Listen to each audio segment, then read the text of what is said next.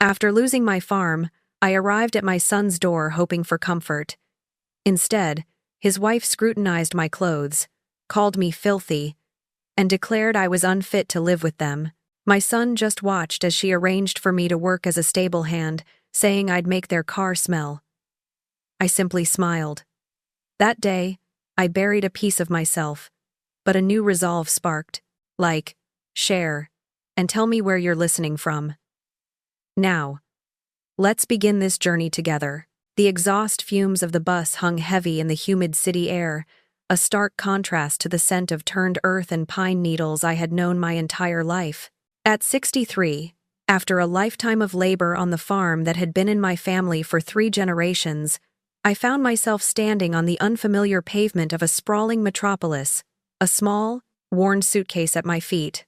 The farm was gone, swallowed by debts and a market crash that left nothing but dust and regret. My last hope, my only son, Marcus, lived somewhere in this maze of concrete and glass. Finding his address felt like searching for a single grain of sand on a vast beach. But I had found it. A tremor of both exhaustion and anticipation ran through me as I rang the doorbell of a grand, impersonal house, its facade reflecting the setting sun like a cold mirror. The door swung open, and there stood Marcus. His face, once open and eager, was now etched with a weariness that went beyond mere fatigue. His smile was thin, a practiced gesture that didn't quite reach his eyes.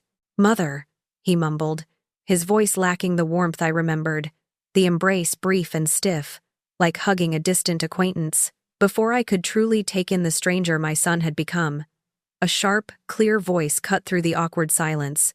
"Who's this?" Cassandra, Marcus's wife, emerged from the shadows of the spacious entryway. She was a vision of sleek sophistication, dressed in an impeccably tailored outfit that seemed to hum with silent judgment. Her gaze swept over me, starting from my dust-stained work boots, ascending slowly past my faded denim overalls and the patched flannel shirt, finally settling on my tired, weathered face. It was a look of pure, unadulterated disdain, as if I were a particularly unsightly stain on her pristine marble floor. "Marcus, who is this woman?" she repeated, her voice dripping with an icy politeness that was more chilling than outright anger. "Cassandra, it's my mother, Ellie," Marcus finally managed, his voice barely a whisper, an apologetic note woven into every syllable. Cassandra's eyes, sharp and calculating, narrowed further. "Your mother? Oh, I see." The words hung in the air, heavy with unspoken criticism. Her gaze raked over me again, lingering on the faint smudges of dirt beneath my fingernails, the creases etched around my eyes from years spent squinting against the sun. "You look rather disheveled," she commented, her tone leaving no doubt that disheveled was a polite substitute for filthy.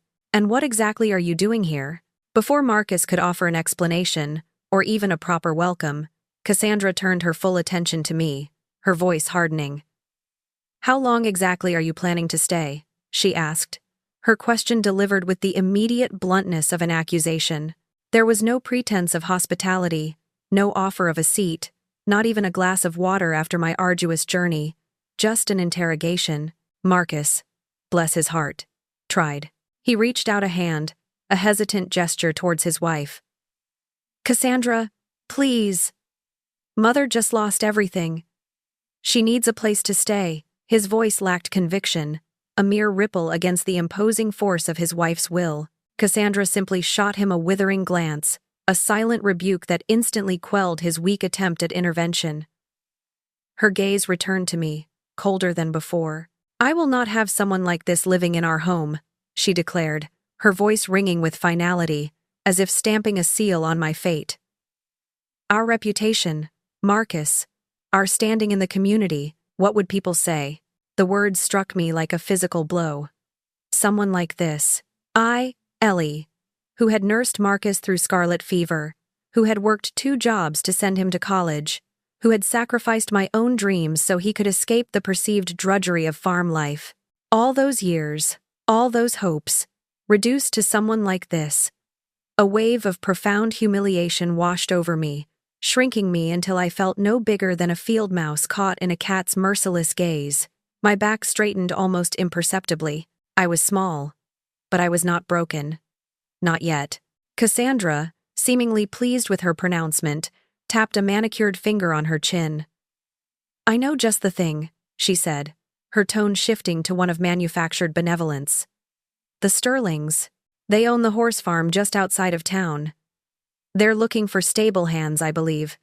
Someone rustic, you know. Someone with experience." She paused, her eyes glinting.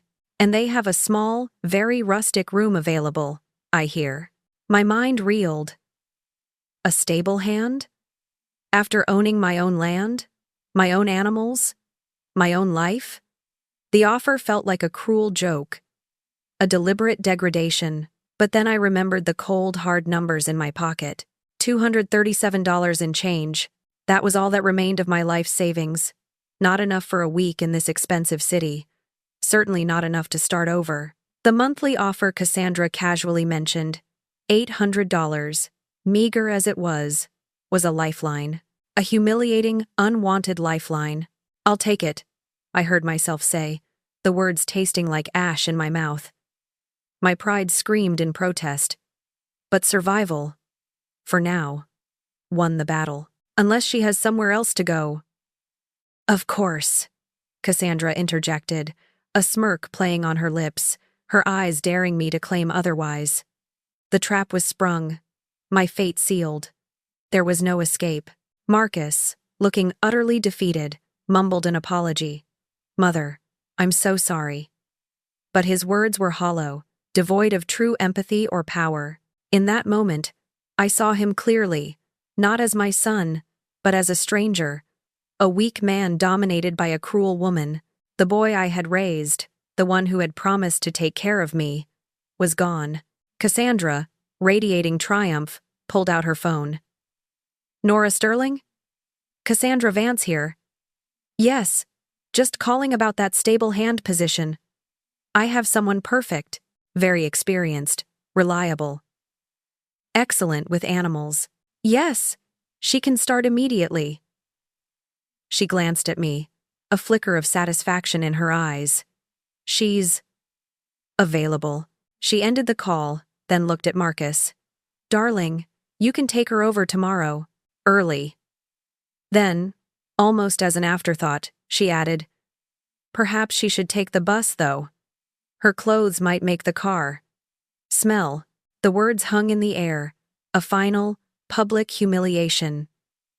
I didn't wait for Marcus to respond. Turning on my heel, I walked out of that house, leaving behind the son I no longer recognized and the daughter-in-law who had stripped me bare.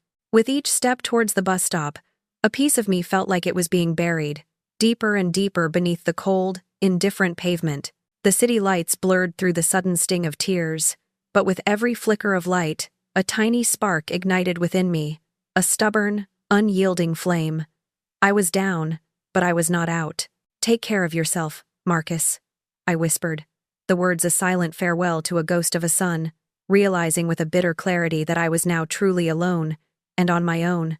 The bus coughed and wheezed, finally depositing me at the wrought iron gates of the Sterling estate.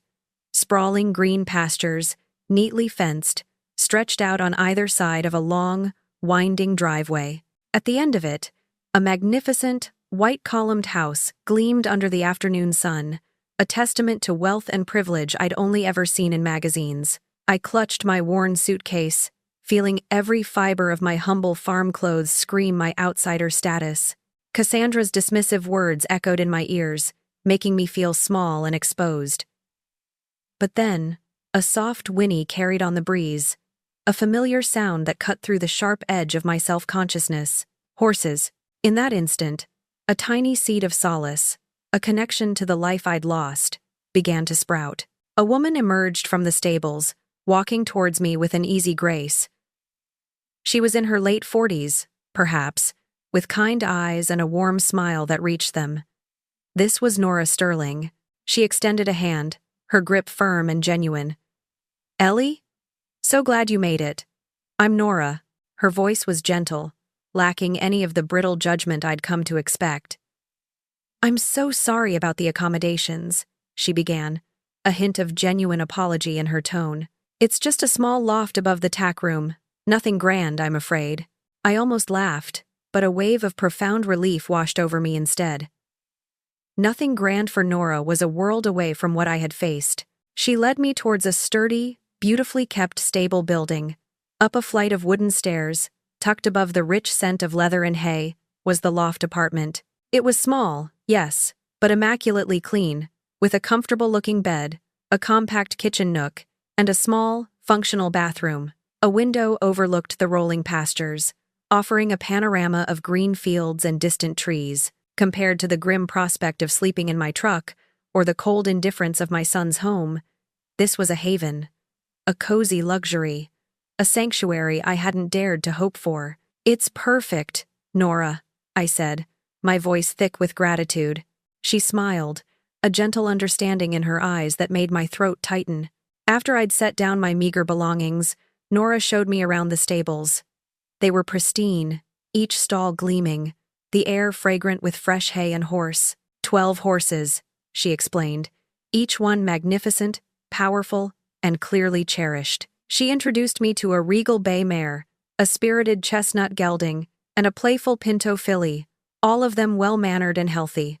But then, she stopped at the last stall, her expression clouding with a flicker of sadness. "And this is Storm," she said, her voice softening. I peered into the stall. Even in the subdued light, Storm was breathtaking. A magnificent black stallion, his coat gleaming like polished obsidian, his mane and tail a wild cascade of darkness. He possessed an inherent power, a nobility that spoke of speed and strength. But something was wrong. He was pressed tight against the far wall of his stall, his head turned away from us, his body rigid. As I took a tentative step closer, he snorted, a deep, rumbling sound that spoke more of fear than aggression. His eyes, when he finally turned them slightly towards me, were wide, showing the whites, filled with a primal terror. "He's beautiful," I murmured, my heart aching for the obvious distress radiating from him. Nora sighed, her gaze tenderly fixed on the traumatized animal. "He was in a terrible trailer accident a few months ago, a head-on collision. He wasn't physically hurt, thank God, but he's never been the same since. He won't let anyone get near him, barely eats unless no one's watching. He just lives in a state of constant fear." She paused, then added, "He was meant to be a champion, a show jumper. Now he's just a shadow." My gaze remained fixed on Storm, seeing beyond the fear to the deep emotional wound. I understood. Loss, trauma, the sudden, violent shattering of a safe world. I knew that feeling all too well. Nora's attention shifted, a deeper worry etching lines around her eyes.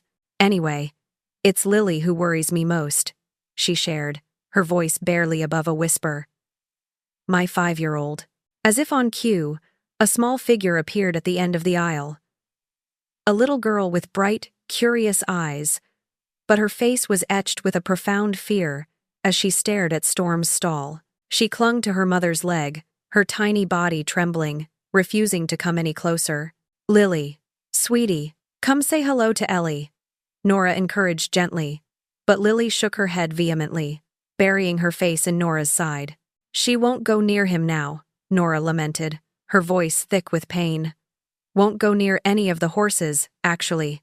She was with me when the accident happened, waiting in the truck, heard the crash, saw the aftermath." She squeezed Lily's shoulder. "The doctors say it's PTSD.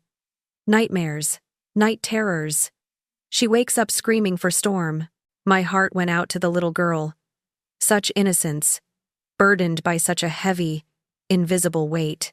"Some people," Nora continued, her voice hardening with quiet frustration, "have even suggested we put him down. Storm, that is. They say it's not fair to Lily to keep a constant reminder of her trauma here." She looked at me, a desperate plea in her eyes. "But he's not just a horse, he's family. And Lily loved him so much before this." I watched Storm, still pressed to the wall, and then Lily, clutching her mother, terrified. Two broken souls, linked by a terrible event, both trapped in a cage of fear. My new job was suddenly more than just mucking stalls and feeding oats. It felt like a mission. I spent the rest of the day getting acquainted with my new routine. The physical work was familiar, comforting in its rhythm. Cleaning stalls, preparing feeds, grooming the other horses, who responded to my touch with curious nudges and soft nickers. It was a balm to my own wounded spirit, a return to the language I understood best. That evening, as dusk settled over the estate and the other stable hands departed, I found myself drawn back to Storm's stall. I pulled up a overturned bucket outside his door, the only light coming from a single bare bulb in the aisle. The silence of the stables was profound, broken only by the soft rustle of straw and the occasional huff from a slumbering horse. "Guess we're both a little broken, aren't we, boy?" I murmured, my voice low and soft.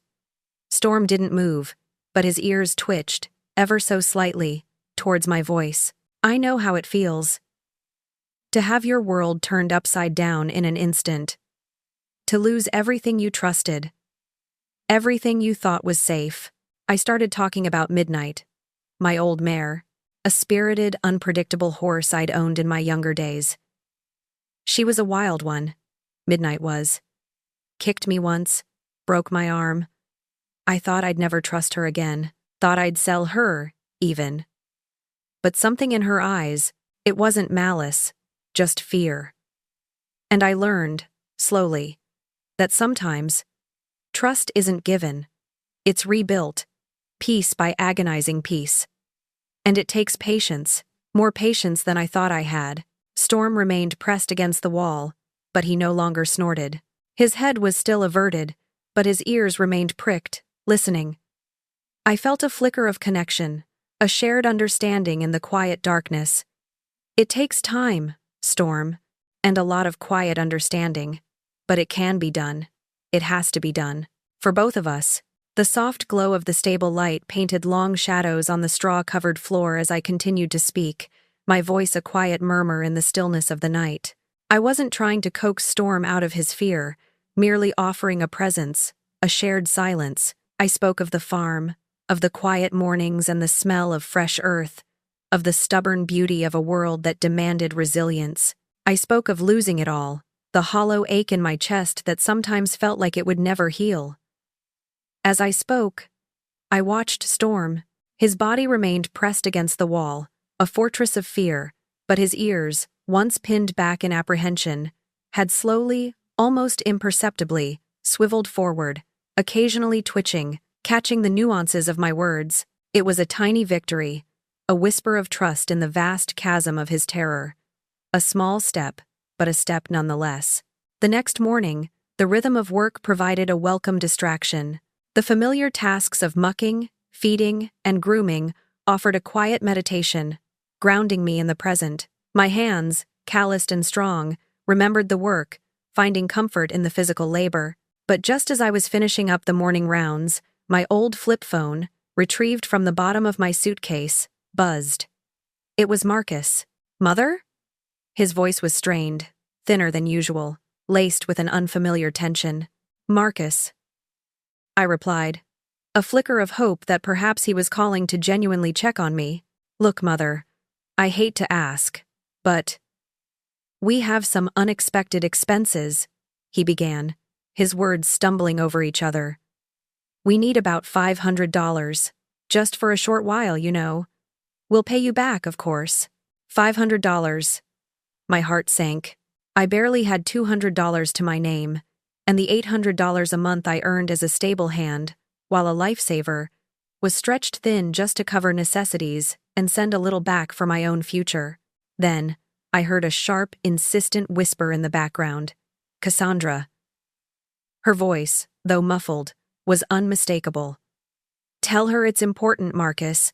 These cosmetic procedures aren't going to pay for themselves. And that vacation we planned." A cold knot tightened in my stomach. Cosmetic procedures? A vacation? And he was asking me for money? Me, who had just lost everything, who was working as a stable hand to survive. "Marcus," I said, my voice flat. "I don't have any money to spare. I'm barely making ends meet here, as it is. The silence on the other end was deafening. Then Marcus's voice returned, laced with a chill I didn't recognize. "After everything we did for you, Mother? After giving you a place to stay? A job?" His tone grew colder, accusatory. "And now you're being selfish? We always supported you, always helped you out with the farm." The words were a hammer blow. Everything we did for you. He had seen me, truly seen me, for less than 24 hours, offered me a job orchestrated by his disdainful wife, and now he was demanding recompense. The familiar ache in my chest, the one that had settled there since I left his house, intensified, becoming a sharp, stinging pain. He had twisted the narrative, made me the burden, the ungrateful one. His lack of empathy was a chasm I couldn't bridge. Just then, from his stall, Storm nickered softly, a low, questioning sound. I turned, and there he was, no longer pressed to the wall, but standing a little further out, his large, dark eyes fixed on me with a startling intensity. It was as if he sensed my distress, his concern a silent echo of my own pain. In that moment, the wild, traumatized stallion offered more understanding than my own son. "I have to go, Marcus," I said, my voice barely a whisper, the conversation an emotional wrecking ball to my fragile peace. I hung up before he could say another word, needing to sever the connection, to staunch the bleeding. The next morning, the encounter with Marcus still lingered, a bitter aftertaste to the fresh morning air. But another, more immediate challenge awaited. As I worked in the stable yard, I saw Nora walking with Lily, her little hand clasped tightly in her mother's. Lily was clutching a stuffed horse, its plush head pressed to her face, her eyes peeking out from behind it. She was small, delicate, her body language radiating a quiet, profound fear. "Good morning, Ellie," Nora said, her smile a little tired. Lily, however, remained silent, her gaze darting from me to the stables, then back to her stuffed horse. She burrowed deeper into Nora's side. "She used to chatter constantly," Nora whispered to me, her voice laced with sadness. "Now, she barely speaks to anyone but me and her father. Selective mutism, the therapist calls it." I observed Lily closely. Her small shoulders were perpetually hunched, her movements hesitant. Any sudden sound, a slamming door, a distant whinny, would make her flinch, her tiny hands instinctively shielding her face with the stuffed horse. It was heartbreaking to see such a vibrant little spirit so dimmed by trauma. "Would you like to help me feed the gentle ones, Lily?" I asked, my voice soft and even, offering no pressure. "They love carrots, and they're very polite about taking them." Lily simply shook her head, a violent shudder passing through her small frame. Without another word, she abruptly turned and ran back towards the safety of the main house, her small legs pumping furiously. Nora sighed, a sound of resignation. "We've tried everything. Nothing works." I nodded, understanding. This wasn't something that could be forced. It had to be coaxed. Slowly, patiently. I thought of Storm, and the small, tentative step he'd taken. Maybe the same approach would work for Lily. Later that afternoon, I led Bella, an old, gentle mare with a wise and patient demeanor, to the fence closest to the main house. She was one of the oldest residents of the Sterling estate, her years etched in the kind lines around her eyes, her movements slow and deliberate. I brushed her coat, murmuring soft words, letting her graze contentedly, her presence a picture of calm. From the corner of my eye, I saw a flicker of movement in an upstairs window of the house. Lily. She was watching, her small face pressed against the glass. I continued my quiet work with Bella, not looking directly at her, not acknowledging her presence, just letting the gentle scene unfold. After a while, I saw the front door creak open. Lily emerged, clutching her stuffed horse like a shield, and crept onto the porch. She sat on the steps, observing, her small body tense, but she was out. Another small sign. Another tiny step of progress. I felt a familiar empathy for both the girl and the horse. Sometimes the world just breaks something inside us, doesn't it? I mused aloud, stroking Bella's soft muzzle. And it takes time, and a whole lot of quiet kindness to put the pieces back together. The fragile peace I had found in the rhythm of stable life was shattered once more by the insistent buzz of my old flip phone.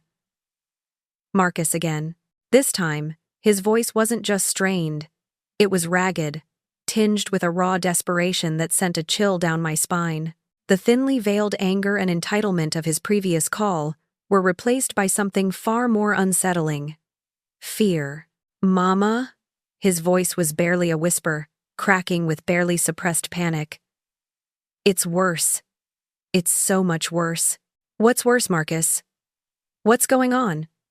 I asked, a familiar knot of dread tightening in my stomach. Despite everything, he was still my son, and his genuine fear pierced through the layers of my resentment. He began to explain, a torrent of words tumbling out, revealing a terrifying spiral of debt far beyond cosmetic procedures and vacations. There were failed investments, impulsive purchases, and loans taken out from increasingly shady sources. The picture he painted was one of financial ruin, compounded by threats and demands for immediate repayment. They're saying things, Mama, about what they'll do if I don't pay. They know where we live. They know about Lily." His voice broke, dissolving into a choked sob. "I'm scared, Mama. Really scared." My heart ached with a complex mix of anger, disappointment, and a mother's primordial instinct to protect. My son, caught in a web of his own making, now truly terrified. "How much, Marcus? How much do you need?" He hesitated, then whispered, 2,000. "Maybe more. I don't even know anymore. It just keeps growing. Cassandra says, we have no options left. $2,000. It might as well have been $2 million. My $800 monthly wage barely covered my meager expenses, let alone building any kind of savings. I had only the $237 left from my farm's sale, and that was for emergencies. This was an emergency, but one I was utterly powerless to solve with my current resources. But how could I tell him that? How could I abandon him, even after his callousness? He was drowning, and even if he was largely responsible for pulling himself under, the sound of his genuine fear was unbearable. I'll see what I can do, Marcus," I heard myself say, the words a hollow promise I knew I couldn't keep. "Just try to stay calm." I hung up, my hand trembling slightly. I walked slowly back to my small loft apartment, the stable air suddenly feeling heavy, suffocating. I sat on my bed, staring out the window that overlooked the stalls. Storm was pacing restlessly in his magnificent black form a restless shadow in the twilight. He, too, was trapped, haunted by unseen demons. "Guess we're both in cages, aren't we, boy?" I murmured, my voice hoarse. "You, by your fear. Me, by promises I can't keep, and a past I can't escape." I watched him, his powerful muscles bunching and releasing with each restless step. He paused, lifting his head, his ears swiveling towards the sound of my voice. In his eyes, I saw not just fear, but a flicker of the intelligence and spirit that had once defined him. We were both broken, yes, but perhaps we weren't beyond repair. A wild, desperate hope ignited within me. We could help each other heal, I thought, even if I didn't yet know how. The next 2 weeks brought a fragile sense of routine. The familiar rhythm of mucking, feeding, and grooming became a comforting anchor. I spent hours with Storm, sitting outside his stall, talking, singing old farm songs, sometimes just silently being present. He was still wary, still held a fortress of fear around him, but the walls were beginning to show hairline cracks. He no longer snorted when I approached. His ears were almost always forward, attentive to my voice. And, a monumental breakthrough, he now took carrots directly from my hand, his soft muzzle brushing my palm in a tentative gesture of trust. It was agonizingly slow progress, but it was progress nonetheless. Lily, however, remained a puzzle. She would still watch Bella from her porch, sometimes even venturing into the yard to sit a little closer, her stuffed horse a constant companion. But any attempt to coax her closer to the other horses or to engage her in conversation was met with a swift retreat back to the safety of the house. Her selective mutism persisted, her small world shrinking day by day. One afternoon, as I was sweeping the main aisle, I overheard Nora on the phone in her office, the door slightly ajar. Her voice was hushed, but the rising tension in her tone was unmistakable. "Dr. Hayes, I understand, but inpatient treatment? She's only 5. Nora's voice was tight with suppressed panic. Institutionalization? She's not dangerous. She's traumatized. There was a pause, a one-sided conversation that painted a chilling picture. Arthur thinks it's the only way. He agrees with the therapist. He says we're running out of options. Her voice dropped further, laden with despair. But what will that do to her? To lock her away? My broom stilled. Inpatient treatment.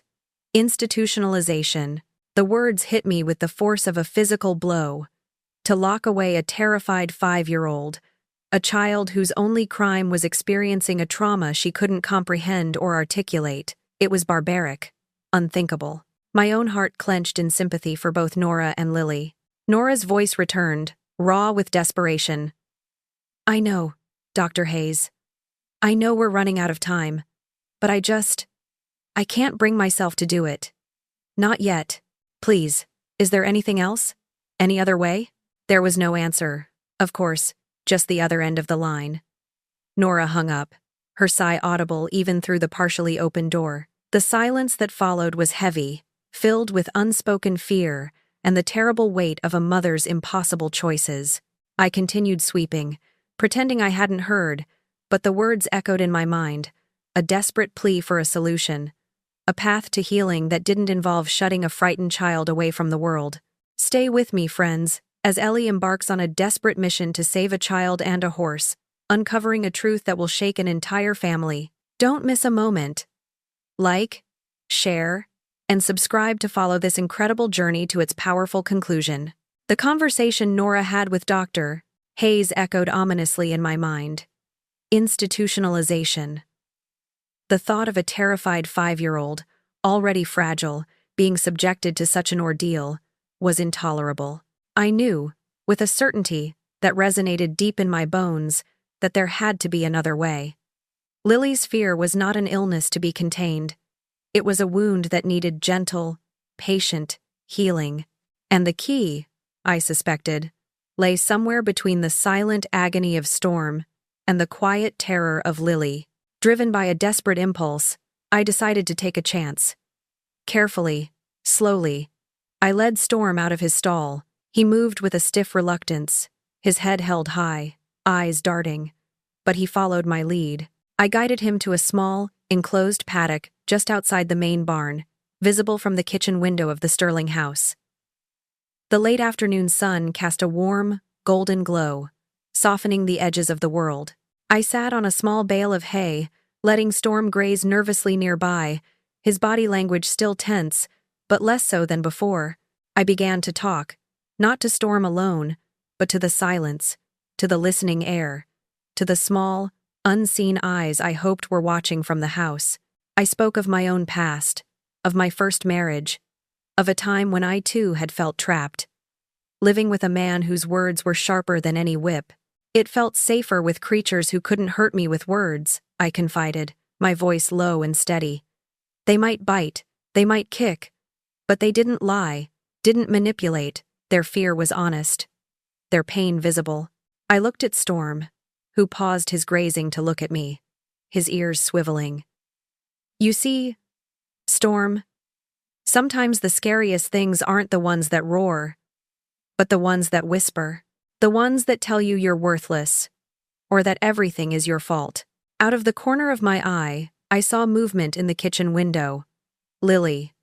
She was watching, her small face framed by the glass, her stuffed horse held tight against her chest. She wasn't running away. That was a start. It takes courage, I continued, speaking to the horse. But really to the little girl in the window. To face what scares you.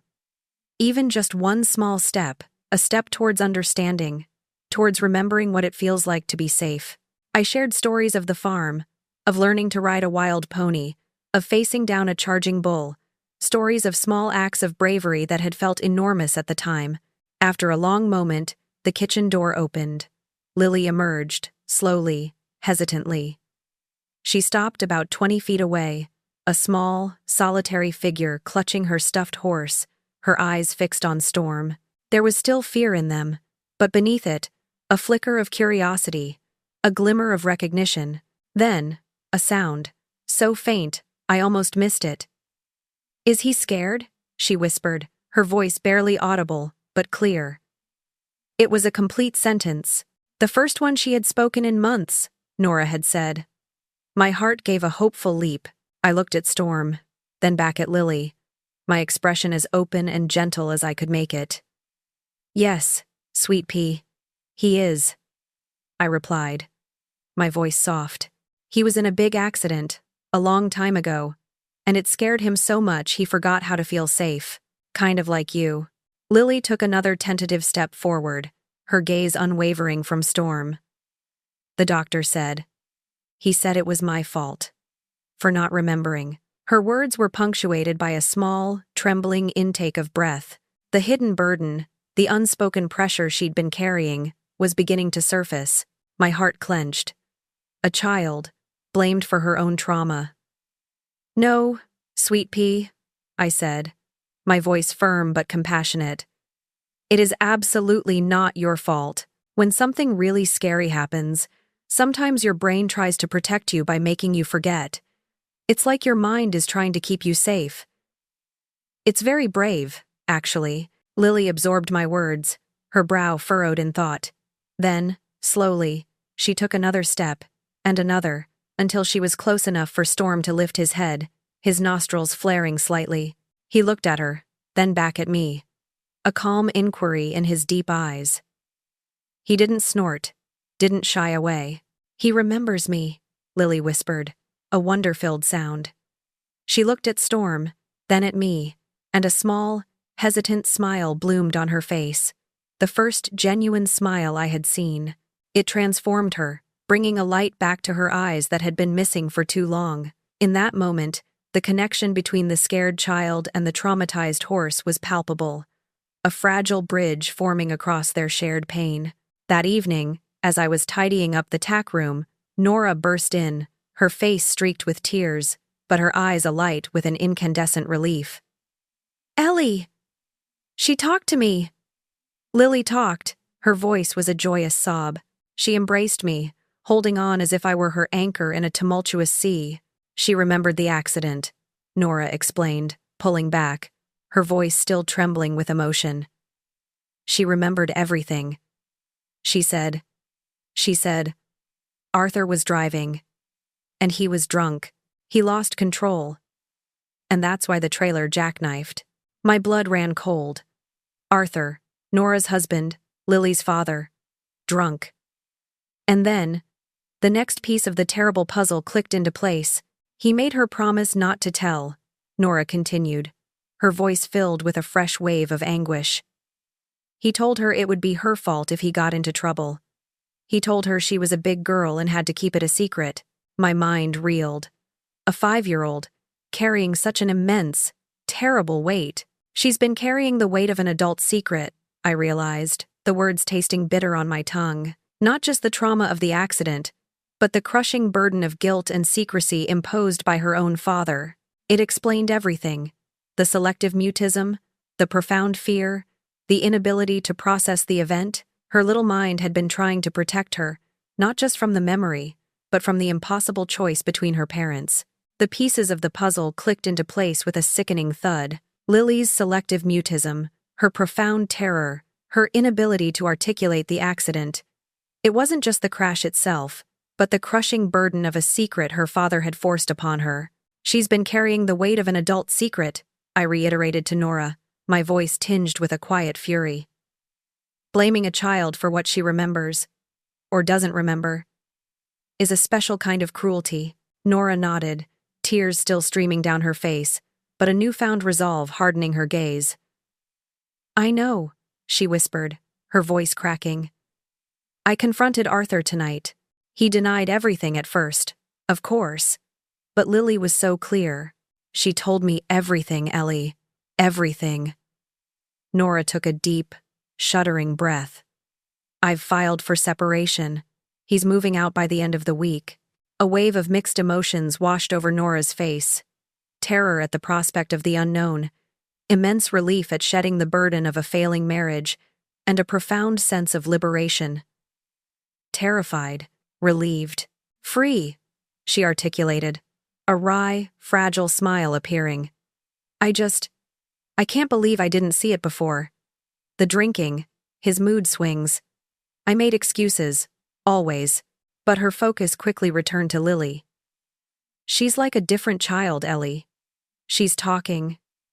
She's laughing. She wants to visit Storm tomorrow and brush him again. Can you believe it? My own heart swelled with a quiet triumph. Sometimes healing doesn't come from talking about trauma in a cold, sterile room, I reflected, looking towards the horse stalls. Sometimes it comes from feeling safe enough to remember, to find a connection, to know you're not alone in your brokenness. For Lily, it was finding an echo of her own fear in Storm and realizing that fear didn't have to be a permanent state. And for Storm, it was the gentle, unafraid presence of a small child that began to chip away at his terror. Just as a sense of peace began to settle over me, a familiar buzz from my phone interrupted it. Marcus. This time, the text was stark, direct. We need to talk in person. It's about the money I owe. A fresh wave of fear, cold and sharp, crept up my throat. I had pushed his desperate pleas to the back of my mind, focusing on Lily and Storm, hoping the problem would somehow resolve itself. But Marcus's problems, like a cancerous growth, only festered in the dark. I looked at Nora, her face still tear-stained but radiating a fragile hope. Her willingness to face her own difficult truth, to dismantle her life for her daughter's well-being, stirred something within me. I couldn't abandon Marcus, even though he had hurt me, even though he was largely responsible for his own predicament. He was still my son. Gathering my courage, I looked at Nora. Nora, I need to ask you for something. It's about my son, I explained, briefly. About Marcus's desperate situation, omitting the more unsavory details of Cassandra's influence. He's in a lot of trouble. I know it's a lot to ask, but would it be possible to get an advance on my salary? Maybe $500? I promise I'll work it off. Every cent. I'll work extra hours, whatever it takes. Nora didn't hesitate. Her kind eyes, still damp, met mine with understanding. Ellie, of course. I can do more than that. You've brought my daughter back to me. Consider it a bonus, an investment in Lily's future.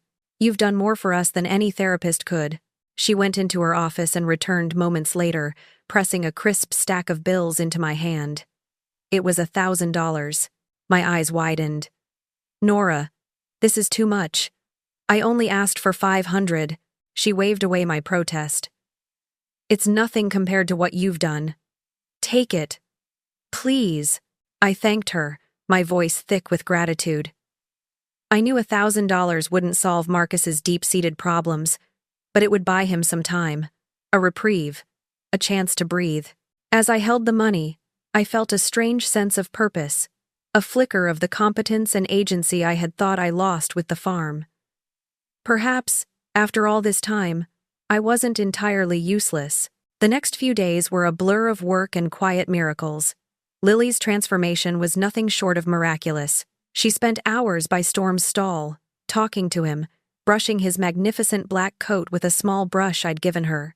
She chattered incessantly, her laughter echoing through the stables, a sound that brought warmth to my heart and a spark of life back to the once traumatized horse. Storm, in turn, seemed to thrive on her presence, his fear slowly receding, replaced by a gentle curiosity. He would nudge her hand for carrots, his large, intelligent eyes following her every move. The connection between them was a tangible force, a silent language of healing. Friday arrived, and with it, Marcus. He pulled up in a flashy, expensive-looking car I didn't recognize, its chrome glinting ostentatiously in the sun.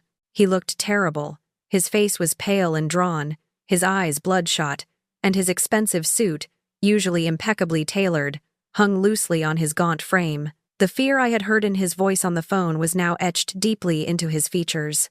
"Mama?" he said, his voice flat, devoid of its usual bluster or even the recent panic. He looked utterly defeated. I led him to a quiet corner of the barn, away from prying ears. "What's going on, Marcus? What's this about the money?" He ran a hand through his hair, a gesture of profound weariness. It's gambling. Mama." I started small. "Just bets on games, Cassandra." She loved the excitement, the thrill of it. We started going to the casinos, chasing big wins. His confession tumbled out, a raw, painful truth. It got out of control. "I lost everything, Mama. The money for the mortgage, Cassandra's investment portfolio, even money I borrowed against the house." My heart sank further. Gambling. The insidious, all-consuming addiction that devoured lives. "How much, Marcus?" I asked, my voice barely a whisper, bracing myself for the inevitable. He looked away, unable to meet my gaze. $25,000. $25,000. The number hung in the air, a suffocating weight that stole the breath from my lungs. My son, the boy I had raised with such hope and sacrifice, was ensnared in a debt so vast it felt insurmountable. I stared at him, my mind reeling. The gambling addiction, Cassandra's influence, it was a devastating cascade of choices, each one worse than the last. Marcus pulled back his cuff, revealing a sickening bruise, blooming purple and yellow on his forearm. "That was just a message, Mama," he whispered, his voice trembling. "They said it was a reminder for what happens if I don't pay. I went to the police, but they just laughed. Said gambling debts are my problem, not theirs. Especially with these kinds of people." My heart ached with a mother's helplessness, even as anger flared. "Cassandra? Where is she in all this?" He scoffed, a bitter, hollow sound. "Said she couldn't deal with my problems. Said I was a loser, dragging her down." The irony was sharp, a cruel twist of the knife. The woman who had encouraged his vices, who had fueled his desire for a lavish lifestyle, had abandoned him at the first sign of real trouble. "They gave me a deadline, Mama," Marcus continued, his eyes wide with terror. "Monday. 4 days from now. If I don't have the money," they said. "They said family members might become involved. They know where you are, Mama. They know about Lily." The implied threat was a chilling blow, striking at the very core of my protective instincts. Lily, that innocent child, finally finding a semblance of peace, now potentially vulnerable to the shadowy figures haunting my son. I reached into my pocket and pulled out the $1,000 Nora had given me, pressing it into Marcus's hand. "This is all I have, Marcus. Nora, the lady I work for, she lent it to me." Marcus looked at the crisp bills, then back at me, his face falling. $1,000? Mama, that's not even close. It's 25,000. This won't even cover the interest they're adding daily. He threw his hands up in despair. "You work for these rich people. Mama, the Sterlings. They have so much money. You could ask Nora for a loan. Explain my situation. Tell her I'm your son." "She'd understand." "Absolutely not." The words erupted from me, sharp and decisive. The Sterlings had shown me nothing but kindness, had given me a home, a purpose, and helped me help Lily. To exploit their generosity, to drag them into Marcus's mess, was unthinkable. "I will not betray their trust, Marcus. I will not use their kindness to cover your gambling debts." His eyes narrowed, a familiar, ugly accusation hardening his features. "So, you'll let your own son get hurt, rather than ask rich people for help? Your own blood? After all I've done for you?" He twisted the narrative, painting himself as the victim, me as the heartless perpetrator. The sting of his accusation was a bitter echo of Cassandra's words, his entitlement a stark reminder of how far he had strayed. "Your choices, Marcus," I retorted, my voice trembling with suppressed rage. "These are your choices, your debts. You gambled away everything, not me." he sneered, a cruel, cold expression that made him a stranger. Maybe Cassandra was right about you. You only cared about yourself. Always. That's why Dad escaped, isn't it? He couldn't stand being around you either. My breath hitched. The ghost of my long-dead husband, twisted into a weapon against me. Your father died, Marcus, I corrected him, my voice barely a whisper, thick with sudden grief and old pain. He didn't leave us. He died in his sleep, peacefully, right next to me, after a lifetime of hard work. The lie he fabricated, the disrespect to his father's memory, solidified something cold and hard within me. This wasn't the boy I had raised. Get out, Marcus, I said, my voice low and dangerous. Just leave. He hesitated, then his face contorted into a mask of bitter resentment. Fine, but remember that you could have prevented it. Remember that when they come for me. Or worse, when they come for you or Lily. With that chilling threat, he turned and stalked out of the barn, the expensive car peeling away down the driveway. I stood there, trembling, the weight of his words, and the unspoken threat, pressing down on me. The Sterlings. Lily. Could these loan sharks really come for them? The thought was terrifying. Just as I was trying to calm my racing heart, two dark, hulking figures in impeccably tailored black suits emerged from the shadows of the stable entrance. They moved with an unsettling quietness, their presence radiating an undeniable menace. One of them, a man with cold, unblinking eyes and a face like chiseled stone, held out a business card. Ellie Vance? He asked, his voice a low rumble, surprisingly polite. We're here on behalf of Victor Moretti. Regarding Marcus Vance's outstanding debt, my blood ran cold. These were the loan sharks.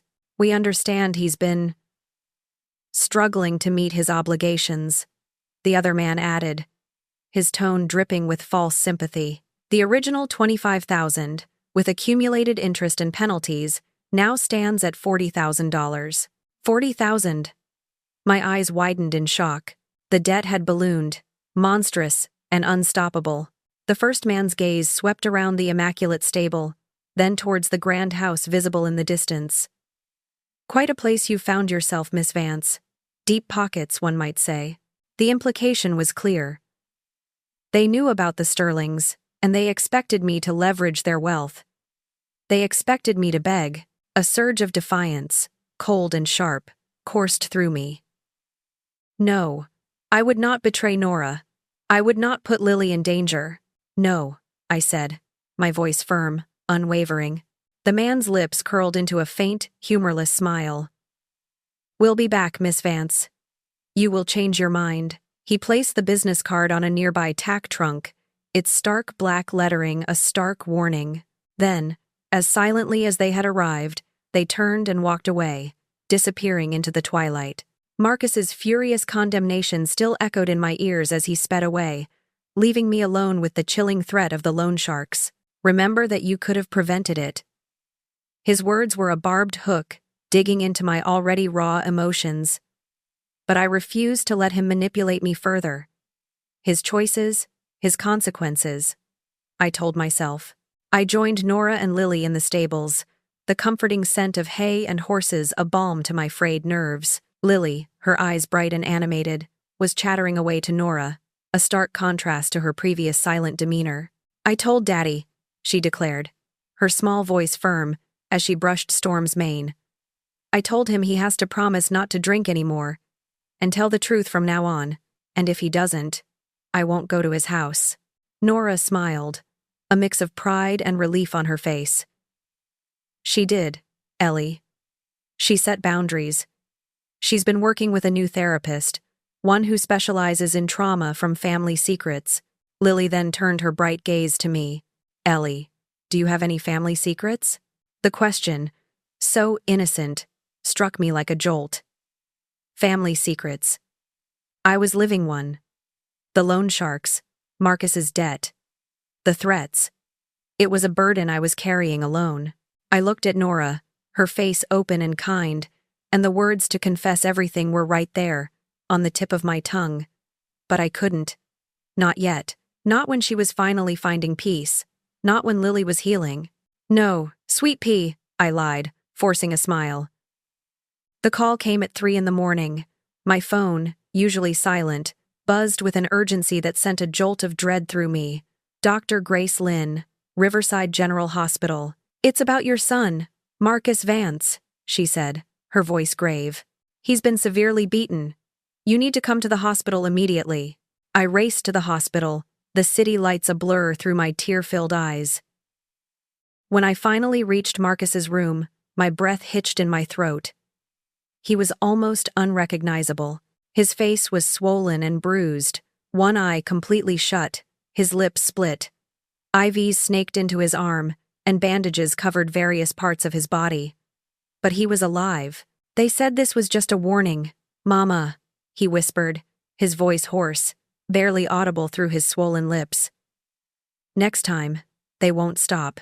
I felt a surge of cold fury, mixed with the profound ache of a mother seeing her child broken. "Marcus, you have to tell the police everything. They can protect you." He shook his head, wincing in pain. "No. I told them it was a mugging. They won't help anyway. You saw them. These people, they're everywhere." The terror in his eyes was absolute.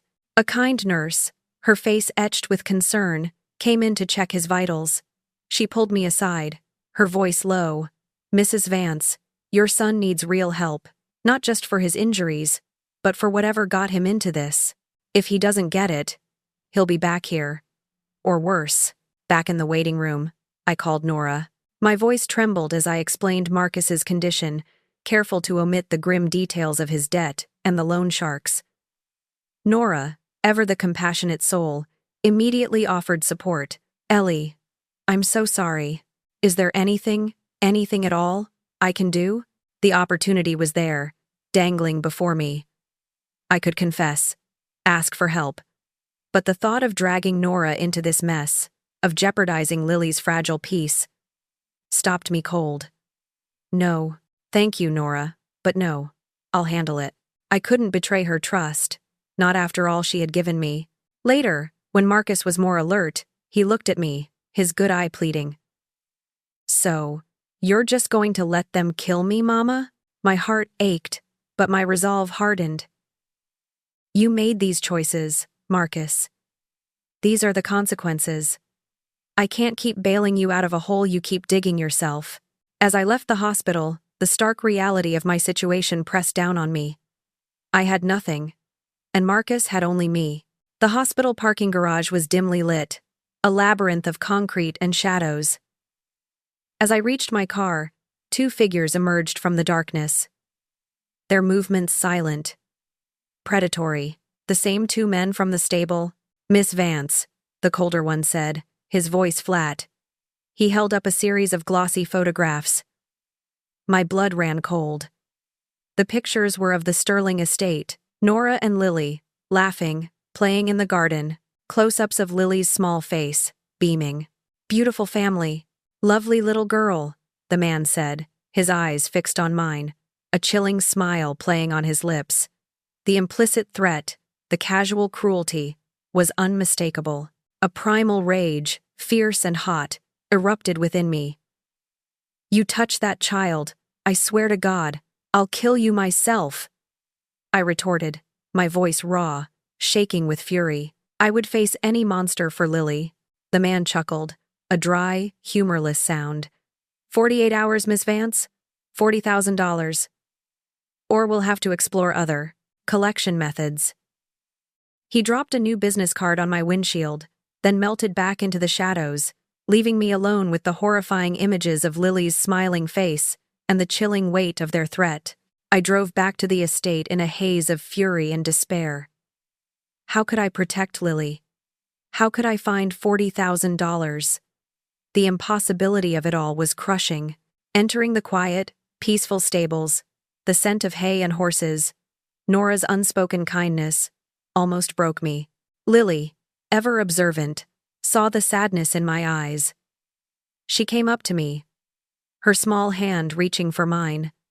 "Ellie, when I have sad days, Storm makes me feel better. Maybe he could help you too." She led me to Storm's stall.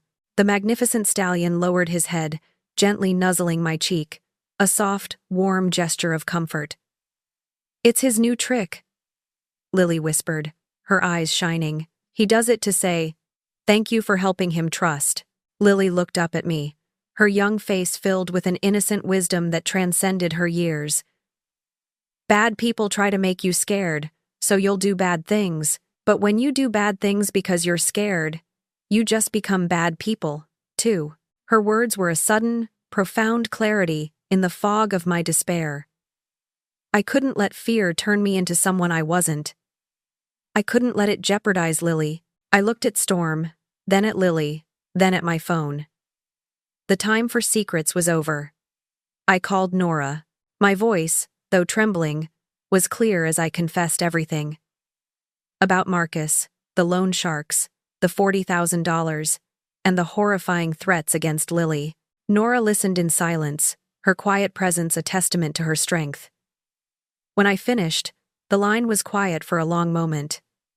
Then, Nora's voice, calm and steady, broke the silence. "Ellie," she said, "you chose to protect Lily over protecting yourself. That's not the action of someone I'd want to lose. You chose courage, not fear." The next morning, the silence of the Sterling estate was broken by the arrival of police cars. Nora, her face etched with a mix of fear and grim determination, stood by my side as I gave my statement. I laid bare Marcus's debt, the loan shark's threats, the terrifying photos of Lily. It was terrifying, but with Nora's hand clasped in mine, I found the strength to speak every difficult truth. My information, combined with Marcus's initial report of a mugging, provided the crucial details needed to launch a full investigation into Victor Moretti's ruthless operation. "You did the right thing, Mrs. Vance," the detective told me, his gaze firm and reassuring. "This information is invaluable. These people thrive on silence and fear. You broke that cycle." I watched Lily, her small figure nestled by Storm's stall, reading aloud from a children's book. Her voice, once hushed and fearful, was now clear and confident, filling the stable with gentle warmth.